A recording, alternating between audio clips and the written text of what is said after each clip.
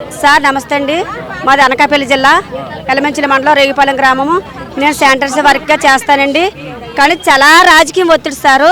ఒక్క ఫోటో మచ్చపడితే మళ్ళీ తీస్తున్నారు సారు. ఉదయం 6 గంటలకు వెళ్ళి మళ్ళీ సాయంత్రం 6 గంటల వరకు అందులో ఉంటున్నాం సారు. మేము గుర్తింపు లేదని మాకు డ్రెస్ అన్నది ఒక యూనిఫారం లేదు, ఒక ఐరన్ కార్డు లేదు, ఏం కూడా లేదు సార్. మొన్న అడ్డాడితే మా పర్వాలో ఒక ఆవిడ చనిపోయిందండి. దానికి ఏం కూడా పరిష్కారం లేదు సార్. మాకు అసలు గుర్తింపు అన్నది లేదు సారు. దయచేసి గుర్తింపు ఇవ్వాలని. గెలిచినమ్మంటే 18,000 చేస్తాను, ఆ పని ఎవరు చేస్తారు, ఆ బాత్రూమ్లు ఎవరికి అడుగుతారు అని ఎంత విధంగా చెప్పారు సార్. ఆ మాట నిలబెట్టుకోలేదు జగన్మోహన్ రెడ్డి. 4 సంవత్సరాలు చూసాం సార్. ఈ రోజుకి మేము బయటకు వచ్చాం సార్. ఎంతమంది ఒత్తులు పెట్టారు. కానీ రాజకీయ ఒత్తులుగా హై స్కూల్కి వాచ్మెన్ లైట్ వాచ్మెన్ వేస్తారు సార్. అది కూడా రాజకీయ పరంగా వాళ్ళకి వేస్తారు తప్ప స్కూల్లో పనిచేసిన వాళ్ళకి వేయట్లేదు సారు. అది కూడా మీరు స్పందించాలి. మాకు సకాలంలో జీతం రావాలి. మాకు కంపల్సరిగా 18,000 అన్న మాటకు 18,000 మాకు వేయాలి సారు. మా సంస్కారం పరిష్కారం చేస్తారని కంపల్సరీ చేస్తారని మేము ఆశిస్తున్నాం సారు. మీరు పనిచేస్తున్న చోట పాఠశాలలు కావచ్చు, కళాశాలలు కావచ్చు, అక్కడ టీచర్లుగా పనిచేస్తున్న వాళ్ళ సైడ్ నుంచి ఏమన్నా మీకు సహకారం అందుతుంది? మనిషి ఎక్కడికైనా వెళ్తే మనిషిని పెట్టాలమంటున్నారు సార్. నాకు మన గుండెలో విపరీతం నొప్పి వచ్చింది. నువ్వు మనిషిని పెట్టాలమ్మా, నువ్వు మనిషిని పెట్టకపోతే అక్కడ చచ్చిపోతే తప్పగా వెళ్ళడానికి అవకాశం లేదు సార్. మాకు సెలవులు కూడా కల్పించాలి. మాకు బాగా ఒత్తిడి, బాగా ప్రజలు ఎక్కువైపోయింది సార్. ఇంత మునిపతి ఒత్తిడి లేదు, బాగా ఒత్తిడి ఎక్కువైపోయింది సార్. ప్రతి రాజకీయ నాయకుడు వచ్చి స్కూల్ మీద, ప్రతి రాజకీయ వచ్చి స్కూల్ మీద, ప్రతి ఒక్కరు బెదిరింపే. ఎంత ఘోరం అంటే అంత ఘోరం చేస్తున్నారు సార్. ఈ ఉద్యోగాలు కూడా మేము చెయ్యలేకపోతున్నాం సార్. ఈ ఆటో ప్రాబ్లం వచ్చి కూడా నాకు నిజంగా ఆటో ప్రాబ్లం ఈ ఉద్యోగాలు వచ్చింది సార్.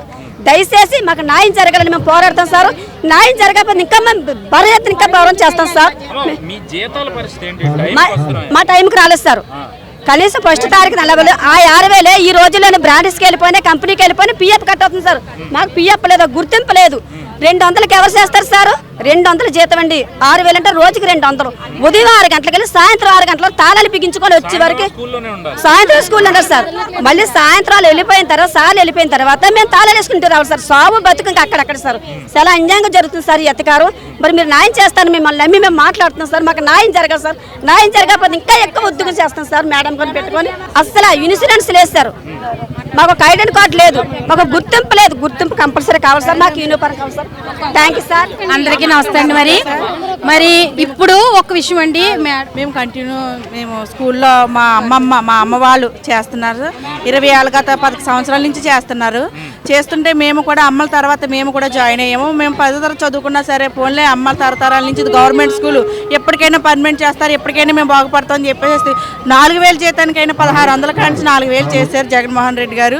ఇప్పుడు 4,000 వేతనం చేసిన కాడి నుంచి ఇప్పుడు మేము 17 సంవత్సరాలు, తను 20 సంవత్సరాలు చేసింది. 20 చేసిన సరే మమ్మల్ని ఇలాగా అమ్మఒడి కార్యక్రమాన్ని పెట్టేసి బాత్రూమ్ క్లీన్ చేస్తా కానీ మనుషుల్ని పేరెంట్స్ ద్వారాగా ఎన్నుకుని వాళ్ళని పెట్టుకుని మేము కంటిన్యూగా ఆయిల్గా చేస్తున్నాం. మమ్మల్ని 5 ఏళ్ళ సర్వీస్ నుంచి కూడా మమ్మల్ని పక్కకు గెంటేసి వీళ్ళని కంటిన్యూ చేశారు. సరే వీళ్ళు కూడా ఉంటే మంచిదే కదా, స్కూల్ డెవలప్ అవుతుంది, నాడు నేడు కార్యక్రమంలో వీళ్ళు కూడా ఉంటే మంచిదే కదా అని మేము ఒప్పుకున్నాం సార్. మేము ఒప్పుకున్న తర్వాత ఈ రోజు మమ్మల్ని బయటకు గెంటేసేసి ఈరోజు మమ్మల్ని అర్థంతరం గెట్టు కాకుండా పరిస్థితుల్లో మమ్మల్ని ఉంచేశారు. 9 నెలల నుంచి మాకు జీతాలు లేవు, ఏమీ లేవు సార్. మాకు చాలా అన్యాయం జరిగింది సార్. 16 ఏళ్ళు 20 ఏళ్ళ నుంచి చేస్తున్నామని చెప్తా ఉన్నారు. ఇంతకు ముందు జీతం ఎంత ఉండేది గత ప్రభుత్వం? 75 రూపాయలు కానీ సార్. మా అమ్మ వాళ్ళు చేసింది 75 రూపాయలు, మా అమ్మమ్మ వాళ్ళు చేసింది 75, మా అమ్మ వాళ్ళు చేసింది 50 రూపాయలు కానీ అలాగ చేసుకొచ్చి ఊళ్ళో అంత పనులు చేసి అలా చేసుకొచ్చే వాళ్ళం సార్. మా అమ్మగారు వాళ్ళు అలాంటిది ఇప్పుడు జాయిన్ అయ్యాను. 400 నుంచి 600, 600 నుంచి 900, 900 నుంచి ఈ రోజు 4,000 అయింది సార్.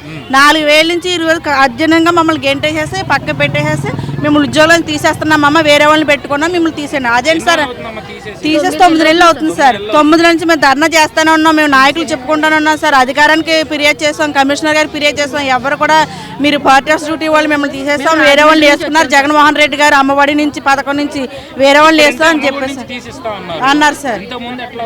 ఇంతకుముందు మున్సిపల్ కార్పొరేషన్ నుంచి కమిషనర్ గారు వేసేవారు సార్ మాకు.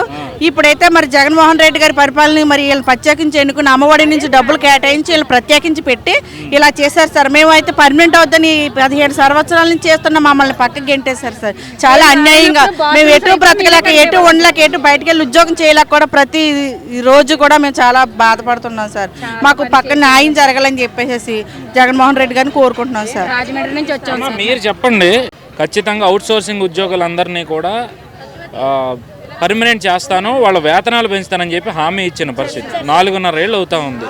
మీరు ప్రభుత్వంతో చర్చలు జరిపినప్పుడు కానీ, లేదంటే మీరు ఇలా నిరసనలు తెలుపుతున్నప్పుడు కానీ ప్రభుత్వం తరపు నుంచి ఎవరైతే హామీలు ఇచ్చారో వాళ్ళు ఎవరన్నా మీ దగ్గరికి వచ్చి మీరు నిరసన తెలపొద్దు, మీకు ఏదైతే కోరుకుంటున్నారో ఆ విధంగా మేము చర్యలు తీసుకుంటామని ఎవరైనా హామీ ఇవ్వగలుగుతారు? ఎవ్వరూ రాలేదు సార్, ఎవ్వరూ రాలేదు సార్, ఎవరు మాకు హామీ ఇవ్వలేదు, మా గురించి కూడా ఎవరు ఆలోచించలేదు. అసలు మేము స్కూల్లో పనులు చేస్తున్నామని కూడా వాళ్ళు మాకు గుర్తింపు లేదు సార్. ఒక ఒంట్లో బాగోపోయినా మనిషిని పెట్టి వెళ్ళాలి, లేకపోతే మన పిల్లల్లో ఎవరినో పెట్టి వెళ్ళాలి. లేదనుకో సెలవు అన్నది ఇవ్వరు. ఒకవేళ సెలవులు ఉన్నాయనుకోండి మేము కంపల్సరీ వచ్చి పని చేయవలసిందే. మే నెలలో కూడా మొక్కలకు నీళ్ళు వేయాలి, అవన్నీ శుభ్రాలు చెయ్యాలి. ఇప్పుడంటే బాత్రూమ్ కడిగే వాళ్ళు 4 సంవత్సరాలు చేశారు సార్. మా అమ్మగారు వాళ్ళు 25 సంవత్సరాలు 30 సంవత్సరాలు సర్వీస్ అండి. పెద్ద పెద్దోళ్ళు వయసు అయిపోయి ముసలోళ్ళు అయిపోయి చనిపోయిన వాళ్ళు ఉన్నారు. వాళ్ళకు కూడా ఇంత గుర్తింపు లేదు. ఏంటంటే గవర్నమెంట్ ఉద్యోగం పర్మనెంట్ అవుతుంది అని అలా చేసుకుంటూనే వచ్చాం సార్. అయినా సరే ఇప్పుడు మమ్మల్ని గెంటేసి వాళ్ళతోనే అలా పనులు చేయించుకుంటున్నారు. వాళ్ళు బాత్రూమ్కే అన్నారు, ఓన్లీ గదులు తుడిచేది అది మమ్మల్ని అన్నారు. అలాంటిది మొత్తం బాత్రూములు గదులు వాళ్ళతో తుడిపించుకొని వాళ్ళకి 6,000 ఇచ్చేసి మమ్మల్ని గెంటేశారు సార్. ఇప్పుడు జరిగింది ఇది సార్. మాకు ఒక్క విషయం కూడా చెప్పకుండా ఫ్రీగా సాకరీ చేయించుకున్నారు సార్. ఈ ప్రభుత్వం వచ్చిన తర్వాత మిమ్మల్ని ప్రభుత్వం వచ్చాకే అలా జరిగింది సార్, అంతకుముందు అలా లేదు సార్. ఇంకా మా గురించి ఆలోచించి జీతాలు పెంచుతాము మీకు అనేసి అలా కొంచెంగా 4,000 చేశారు సార్.